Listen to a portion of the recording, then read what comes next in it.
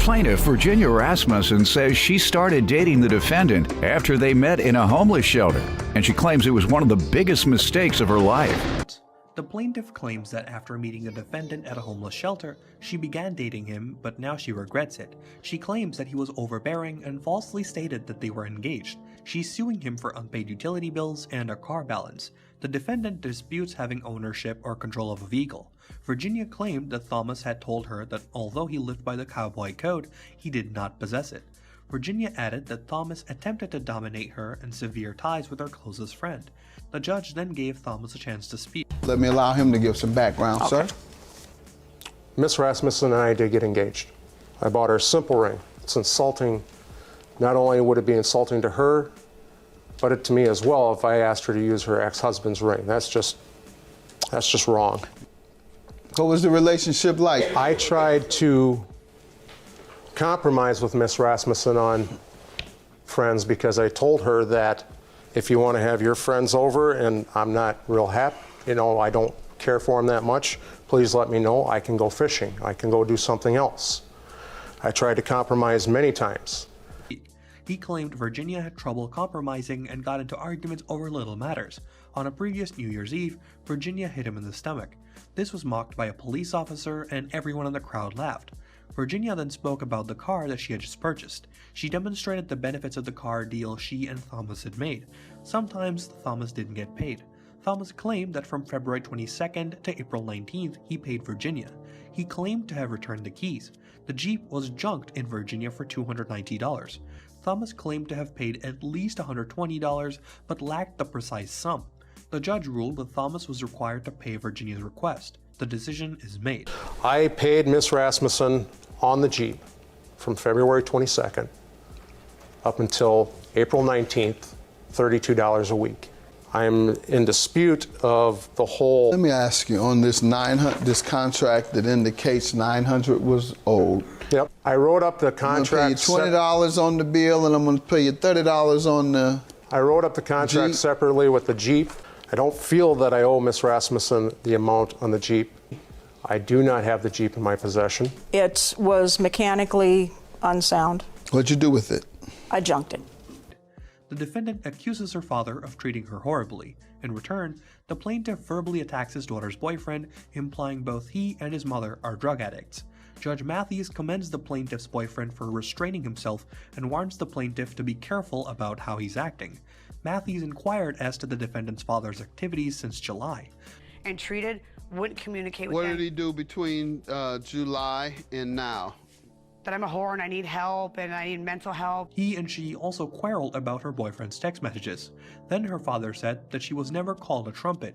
He claimed she abused her son, gets drunk at home, and expelled her father in favor of a drug-addicted partner because of which she acts like a trumpet. Cheat on your son, you do drugs in the house, He wouldn't be with you me. kick the dad out of the house to bring That's some not your drug addict problem. in the house. Excuse me, I don't How's a do child drugs, supposed to bud. be raised without a father? I don't do drugs. Have you ever seen me do drugs? Oh man, shut up, you're a liar, dude. When? I've been a dope fiend my whole life and I You've know been a dope fiend. You ask him where he's With my own eyes. Because you ain't never I been to see my the mama's pattern. house. I see the drug pattern. Have you ever been to my mother's house? No. No, I just want the judge So to ask have you him if he's seen her it, give me just like drugs? the men come in and out. Judge Mathis observed the man's escalating rage. He, therefore, urged the partner to leave the area in order to end the problem. The man then secured the area. The plaintiff was advised by Judge Mathis to be more circumspect in his speech. Hey. My friend, Thank you for They don't call restraining me that. yourself. Well, if you don't mind, I'm going to ask you to leave because Thanks. you're not going to take too much Thanks. more of that. So thank you, though, for restraining yourself so far, young man. Good job. On the court, a boy was making the judge understand why he moved out with his uncle and aunt. He made the judge understand that he moved out from California to lead a better life. The judge asked him what happened when they moved. He claimed that up until June, his connection with his uncle and aunt when he moved in with them was good. However, the youngster argued with his uncle one morning, so his uncle came and struck the boy with the stick. It was a falsehood, according to his uncle. He added that he was out of control and goes out every night. The youngster claimed that his uncle constantly treats him with disdain. In the house, he also tossed a knife at the youngster. Whoop-de went and grabbed the big stick that he used to beat the dogs with and put it in and was like, Your Honor, that is a lie. He was running around between 6 and 7 a.m. Keep running in and out of my bedroom talking about oh, I'm too tired, I don't want to go to work, my sickle cell is acting up, I can't go He to has work. sickle cell anemia? But he goes out, he went out every night. Man, I don't even want to talk to you, man. You disrespectful, man. How many times I told you the #1 rule, no man is a bigger man than me in my house. And I said, you open your mouth again, we can take it outside. Your I Honor, let him know right then and there. Your Honor, that's the truth. This dude is crazy. He threw a knife at me and was like, let's do it. That's not crazy, that's defending my house. The young child questioned how his uncle could be so devoted to this nephew. He claimed that the boy has no significance for him. Hearing that, Judge Mathis became enraged and hurled his pen to the ground. Judge Mathis then yelled at the two people. He claimed that they couldn't be that impolite to a young man who had fled a street gang and wished to live a better life. All he asked for was assistance.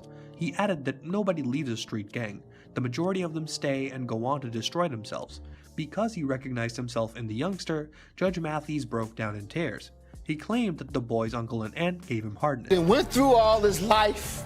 He running from the street gangs. How many young people run from the street gangs and try and escape?